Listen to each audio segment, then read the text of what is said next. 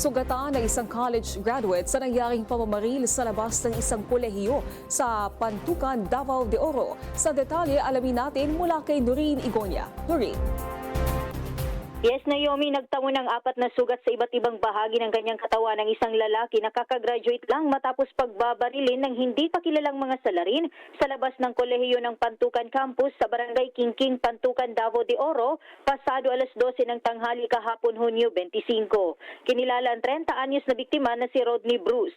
Ayon sa investigasyon, katatapos lang ng graduation ceremony nang lumabas si Bruce sa paaralan kasama ang kanyang pamilya para sana sumakay sa kanyang sasakyan, ngunit bigla na lang itong binaril ng di pa matukoy na bilang ng mga suspect. Matapos ang krimen ay agad umalis ang mga salarin sakay sa isang minivan. Agad namang dinala sa pagamutan ang biktima. Na-recover sa crime scene ang 4 na basyo ng .45 caliber pistol at patuloy naman ang isinasagawang investigasyon ng mga otoridad upang matukoy ang mga salarin at malaman ang motibo ng krimen. Kinumpirma naman ng pulisya na nasa maayos na kalagayan ang biktima at nagpapagaling na lang ngayon sa ospital. Mula dito sa Davao, Noreen Igonia ng PRTV News, nagseserbisyo para sa Pilipino.